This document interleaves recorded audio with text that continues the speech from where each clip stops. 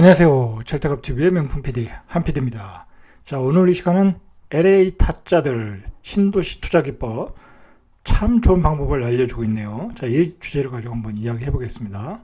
자, 요즘 그 LH 공사는 LH 공사가 아니에요. 이게 투기 공사가 되어 버렸어요. 자, 뭐 판도라의 상자가 열리면서 LH 전문 투자자들이 투자 기법들이 나오면서 이 판도라의 상자가 열린 것 같아요. 아, 이 신도시는 이렇게 투자하는 거구나. 라고 어떤 그 지침서를 알려주는 것 같아요. 자, 그런 관점에서 한번 보시길 바랍니다. 어떤 기법을 이용해서 LH 이 전문 투자자들이 신도시에 투자를 했나. 자, 우리가 그 방법을 알면 우리도 투자에 도움이 될 수 있습니다. 그게. 자, 그런 관점에서 일단 보시죠. 이 양반들이 한 게 일단 쪼개기와 희귀 수종이에요. 자, 보상을 위해서는 쪼개라. 자, 그리고 희귀한 나무를 심어라라는 얘기예요. 자, 얼마나 많이 이런 투자들이 만연했으면은 LH의 그 일타 강사도 있다고 그래요. 자, 우리가 이제 LH가 욕을 먹는 게 뭐냐면은, 사실 뭐, 광명시흥, 뭐, 수십억씩 들어갔어요. 수십억씩. 뭐, 그들도 월급쟁이기 때문에 어떤 확실한 어떤 그 사인이 없다고 하면, 수십억씩 들어가기가 쉽지가 않아요. 투자자 입장에서 제가 투자자라고 해도 왜냐면 한 60억 뭐 그렇게 대출을 받으면 대출 받기도 쉽지 않지만 이자를 어떻게 내겠습니까? 매달. 그죠? 한 달에 돈 1,000만 원 이상 낼 텐데. 자, 그러면 1년에 1억이 넘게 나가는데 그게 쉽지가 않아요. 자, 그러니까 어떤 확신을 갖고 이제 투자를 한 거예요. 저는 참고로 이게 땅 한 평도 없습니다. 전국에. 저는 땅 같은 거 투자를 안 해요. 자, 이제 참고로 말씀드리는 거예요.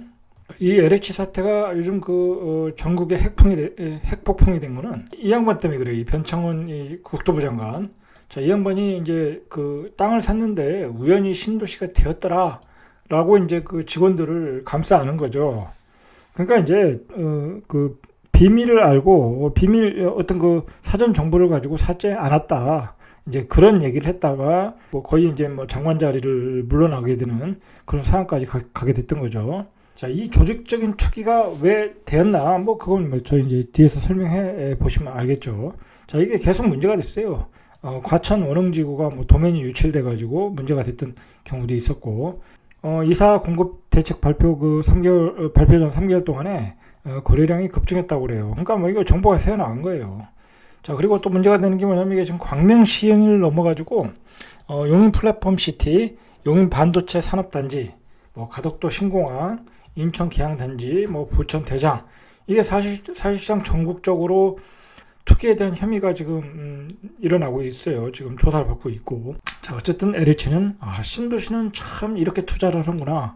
좋은 투자 방법을 좀 알려줬어요.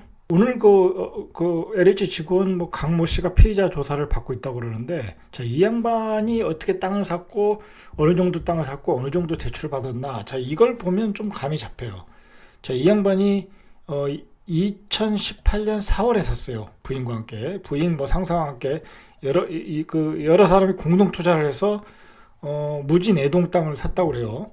자, 그러면 2018년이면, 그때는 광명시흥이 얘기는 나왔어도 되냐 안 되냐 될 것이다라는 게 조금 가능성이 있었지만 뭐랄까요 여러 가지 이제 설이 있었죠. 설이 있었던 거예요. 그러니까 이 양반은 이제 어느 정도 가능성을 가지고 좀 배팅을 한 것 같아요. 제가 보기엔. 자, 그런데 그때 이제 지정이 안 됐어요. 그때는 지정이 안 됐어요. 광명시흥이 빠졌어요. 자, 근데 이 양반이 이제 신도시가 확정되기 2달 전에 부랴부랴 흙을 덮고 나무를 심어서 개발 정보를 강 씨가 빼낸 게 아니냐, 이제 그런 의혹이 제기가 됐던 거예요. 그래서 이제 이 양반이 피의자로 나간 것 같아요.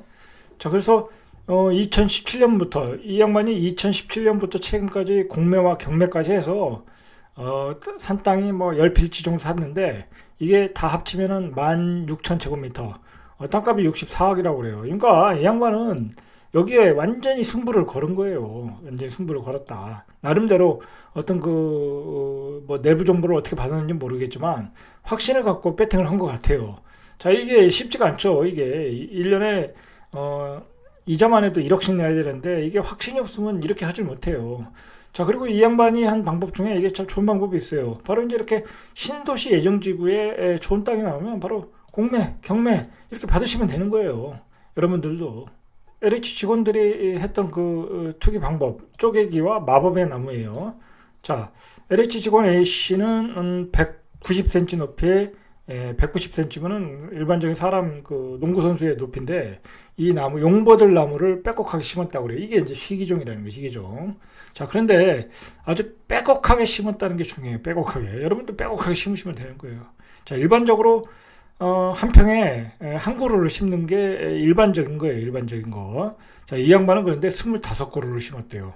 자, 이게 뒤에서 이야기하겠지만 한 그루에 뭐 2,000원, 3,000원이라고 그래요. 근데 나중에 3년 뒤에 이제 뭐 1년, 뭐 한 2, 3년 뒤에 이제 보상이 시작되면 나무가 컸잖아요. 그러니까 컸으니까 큰 만큼 가격을 줘야죠. 왜냐면 그걸 또, 그 나무를 또 그동안 그 성장시켜줬으니까 수급비를 줘야 될 거 아니에요. 자, 그리고 그 나무를 또 재활용할 수 있나 봐요. 자, 그러면 그 나무를 2만 원에서 3만 원 정도의 이제 보상가가 나온다고 그래요. 그러면 이제 한 10배 티기가 나오는 거예요. 이게 이제 마법의 나무라고 그러는 거예요. 마법의 나무. 자, 그래서 심루타 치기가 가능하다. 자, 그러니까 나무를 빼곡하게 심자. 그리고 희귀나무를 심자. 이게 바로 이제 그 LH 투자의 기법인 것 같아요. 자, 이 마법의 나무 용버들이라는 게 몇 년 만에 훌쩍 자란대요. 이게 속성이.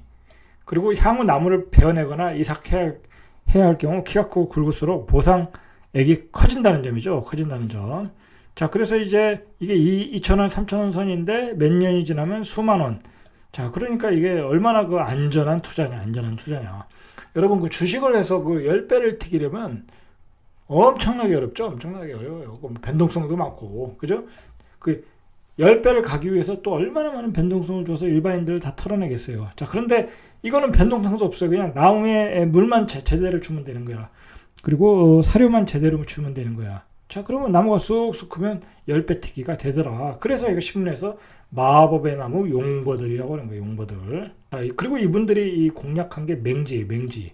자, 보통 이제 그 부동산에서 그러죠. 확실한 정보가 없으면 맹지 투자를 안 한다. 왜냐면 신도시 지정이 안 되면 내가 또 그 땅을 활용을 해야 되니까 거기다 뭐 전원주택을 짓든지 아니면 상가를 짓든지 또 그런 장기전으로 가야 되니까 이게 확실한 정보가 아니면 맹지를 사질 않아요. 잘 거기가 신도시가 들어선다라는 확신을 가져야 되는 거지. 이분들이 이제 채택한 게 이 맹지를 사서 매입 후 1,000제곱미터 이상으로 지분을 쪼개는 거예요. 쪼개는 거.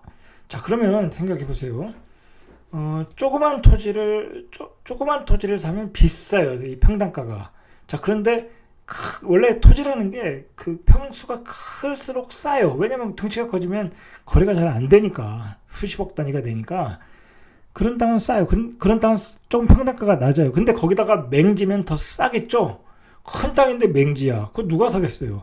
당연히 그 지역에 개발이 된다는 어떤 확신을 갖고 사는 거예요. 그러니까 이분들은 큰 토지의 맹지가 상대적으로 저렴하니까 신도시가 들어선다는 가정하에, 자, 그리고 공동 투자한 사람들이 쪼개서 나눠 가지면 대토를 받을 수 있다, 이주자 택지를 받을 수 있다는 어떤 그 예상을 하고 들어간 거예요. 선수가 아니면 할 수가 없는 거예요. 자, 이게 그리고 이제 뭐 다 그렇지는 않은데 이제 이렇게 수용되는 땅이 잘만 하면 4배짜리도 나와요. 이게 싸게 사서 비싸게 받으면 되는 거니까 이게 뭐 쉽지는 않아요, 물론. 자, 그리고 어쨌든 이분들이 한 거는 공투로 많이 들어갔어요. 왜 공투를 했겠냐? 맹지에 큰 토지를 사야 되다 보니까 큰 돈이 들어가잖아요. 그러니까 당연히 공투죠.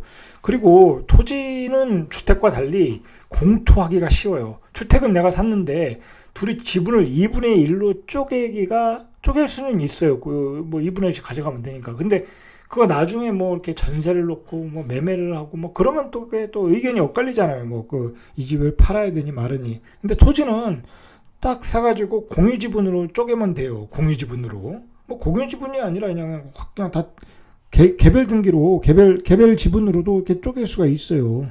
자, 그렇게 해서 나눠 가져가면 되는 거예요. 그 토지 측량을 해서 각자 그 토지로 등기를 치면 되는 거예요. 그런 점에서 이 토지는 공투해도 뭐 별 불편한 게 없더라는 거예요. 자, 그러면 이분들이 왜 그 토지를 쪼개냐? 자, 이거는 LH의 일타 강사가 알려주잖아요. 일타 강사가 뭐라고 하냐면 신도시에서 최고 투자 가치가 있는 상품이 바로 이주자 택지라는 거예요. 예를 들어서 그 지역에 그 사시는 분들이 있잖아요. 원주민들이 고향을 떠난다는 것이 쉽지 않잖아요. 그리고 그 사람들을 위해서 어떤 그 지역의 토지를 환지를 해주든지 대토를 주는 거죠. 이제 그런 성격의 토지가 이주자 택지예요. 이주자 택지. 거기서 집 짓고 다시 살아라 이가 그 동네에서.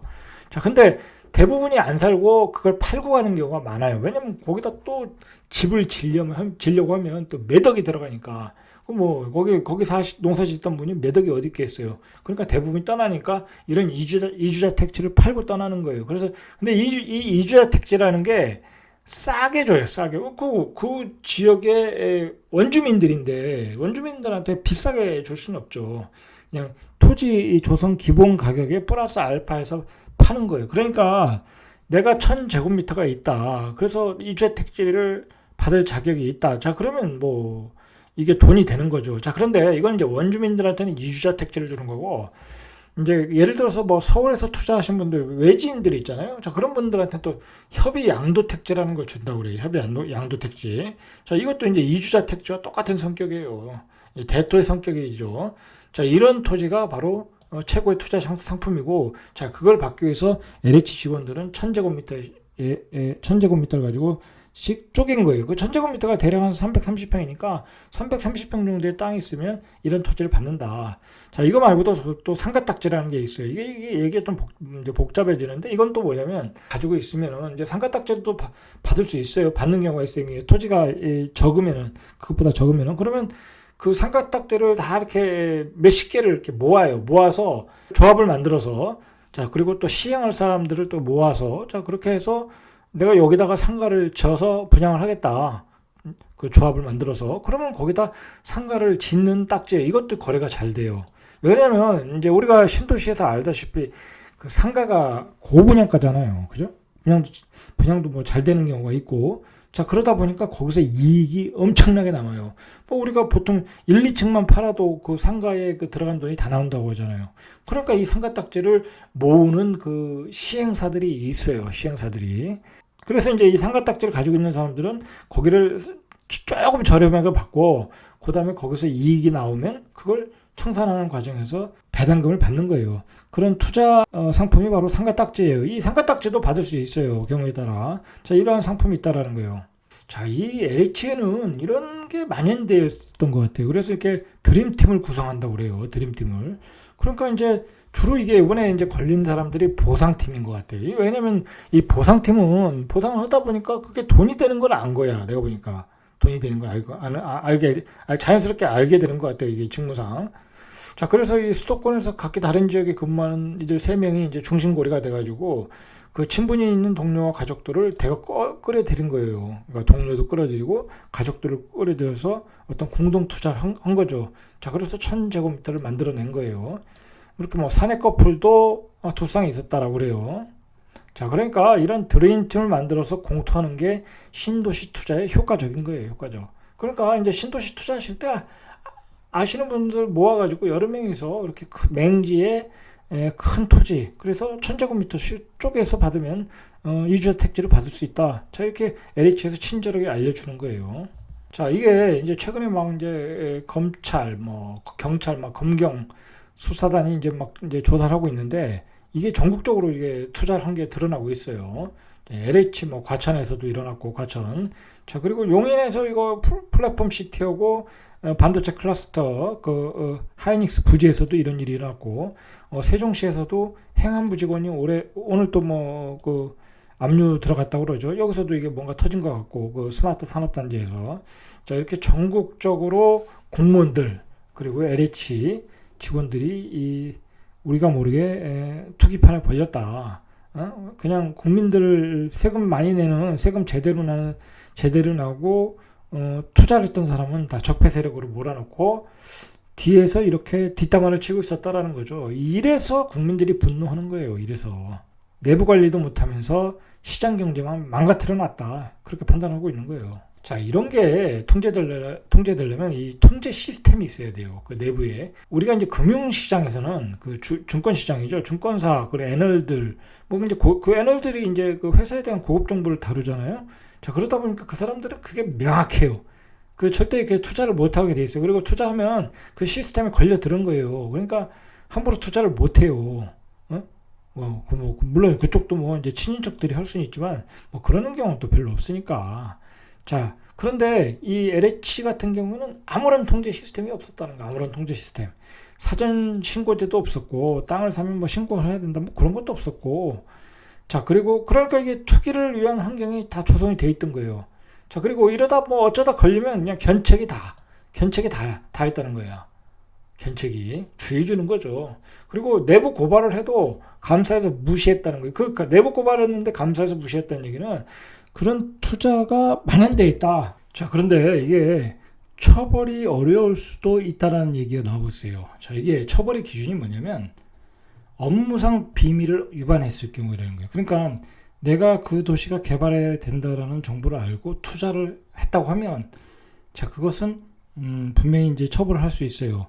자, 근데 중요한 거는 이번에 그 대부분의 한 사람들이 보상 업무를 하던 사람들이에요. 그러니까 담당 부서가 아니면 처벌이 안 될 수도 있다는 얘기 되는 거죠. 그러니까 예를 들어서 이 보상팀이 나는 그냥 누구한테 들었더라 밥 먹다가 자 그래서 투자했다. 자, 그러면 그게 처벌이 안 된다는 거예요. 자, 그 문제는 그거죠. 자, 그런데 이 국민의힘 김웅 의원이 그 LH 투기 의혹과 관련해서 결국 이제 요즘은 잔챙이들만 다 걸려들었다 이거 잔챙이들만. 그래서 이 잔챙이들이 마녀 재판을 받고 있고 진짜 괴물들은 버닝썬처럼 다 빠져나갈 것이라고 그런 거예요. 자, 이게 의미심장한 얘기예요. 커다란 투기판이 또 벌어졌을 가능성이 있다라는 거예요. 지금 나오는 건 다 잔챙이들이라는 얘기예요. 자, 왜 사전 인지를 못했는가? 자, 이 노태우 정부 시절에도 일산, 분당, 삼본, 뭐 저기 일기 신도시들 이렇게 건설 계획을 많이 발표했잖아요. 그 당시에 얼마나 투기 바람이 불었겠어요. 자, 뭐 얼마나 많은 그 공직에 있는 사람들이 투기를 했겠습니까? 자, 그래서 그 당시에는 1990년도에 검경 합동수사본부가 만들어가지고 수사 9개월 만에 부동산 투기 사범 8,944명을 적발하고 776명을 구속했어요. 7,097명을 불구속 입건했어요.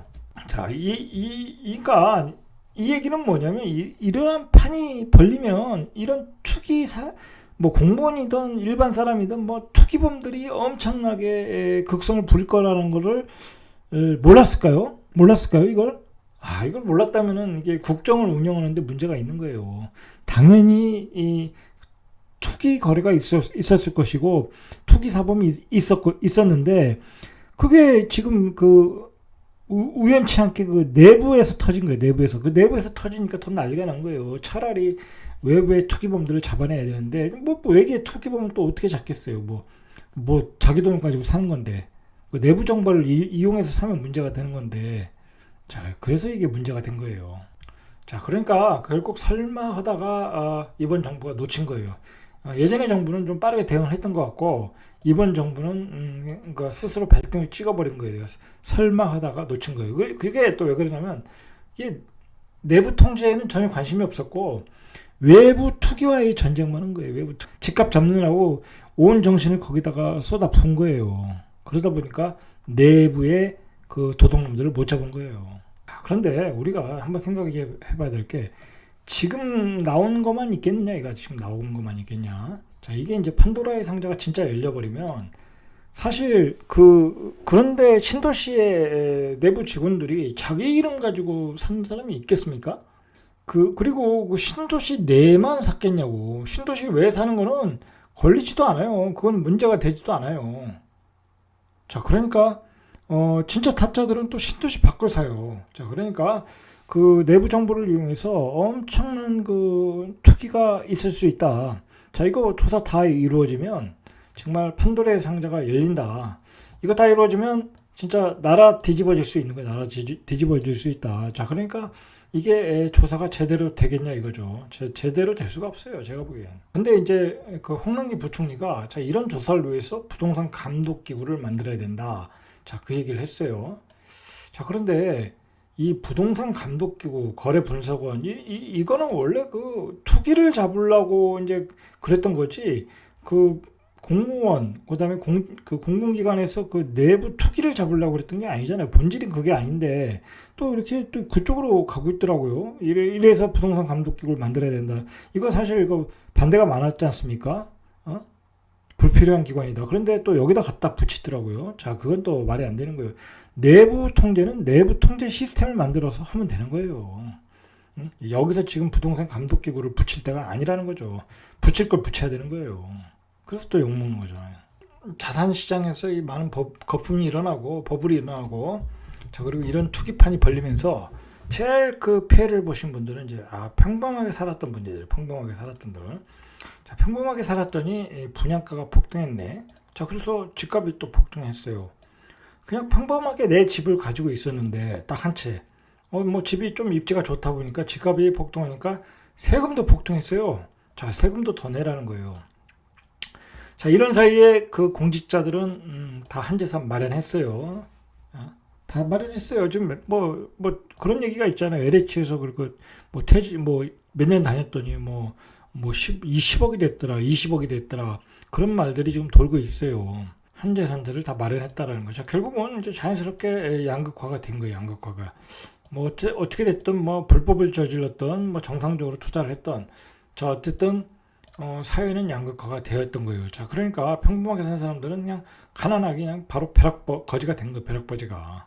자, 거기다가 이제 정부는 주식시장으로 좀 유도를 많이 했어요.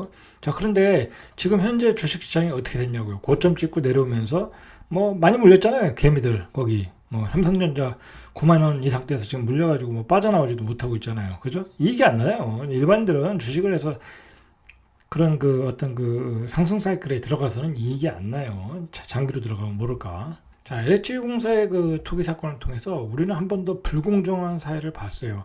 그 저금리에 의한 유동성 시장에서 자산 버블이 생기면서 그 양극화되면서 또 어떤 불공정한 걸 분명히 우리는 경험했고 또 이렇게 양극화가 되었잖아요.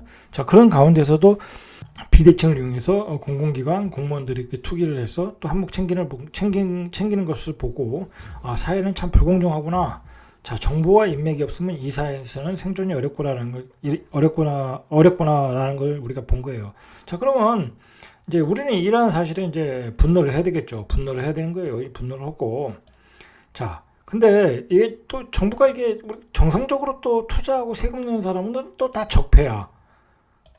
그러니까 이게 문제.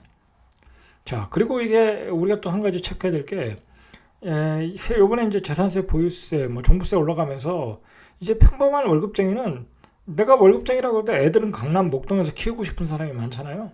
자, 이제 강남 목동은 이제 입성 못해요. 내 월급의 두 달치를 그 월세가 아니죠. 세금으로 내야 되는데 그거 어떻게 들어가냐고요. 자, 이러한 그 아주 그 불공정한, 불공평한 사회에 우리가 살고 있다. 살고 있다는 거예요. 월급쟁이들은. 자, 근데 우리가 이러한 불공정한 것을 분노할 시간이 없어요. 분노할 시간이 없다. 자, 이거 사회가 이렇게 불공정하다고 하면 자, 나도 배워서 하면 되는 거예요. 나도 배워서 투자를 하자. 재테크 투자.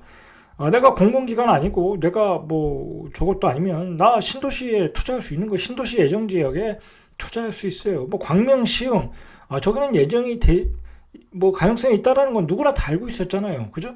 그런 지역들에 한번 투자를 하는 거예요, 사실. 자, 그렇게 해서 투자를 하래요. 지금 LH에서 많은 걸 알려줬잖아요. 그 용버들 나무도 알려줬고, 쪼개기도 알려줬고, 그 쪼개기의 1000제곱미터도 알려줬고, 최고의 투자 상품은 바로 이제 그 이주자 택지다. 뭐 그런 것들, 협의 양도 택지다 알려줬잖아요. 그런 거. 그리고 그걸 경공매를 통해서도 받아라. 경공매에서 받으면 얼마나 좋겠어요. 실제로 고수들은 그렇게 해왔어요. 자, 그러니까 우리는 이 불공정한 사회라는 것을 분노만 하지 말고 그 실천을 옮겨야 돼. 그럼 나도 돈을 벌겠다. 나도 투자해서 벌면 되는 거예요. 이제 그럴 기회가 있을지 없을지 모르겠지만 이제 신도시가 이렇게 터져가지고 어쨌든 어떤 개발 예정지에 그렇게 투자를 할 수 있다. 앞으로 뭐 공공기관 공무원들은 못해도 우리 일반 투자자들은 할 수 있는 거예요. 자, 그러니까 이런 사건을 통해서 우리는 그런 투자 기법을 배워서 실행하면 되는 거예요. 자, 이상 절대값TV의 명품 PD 한 PD였습니다.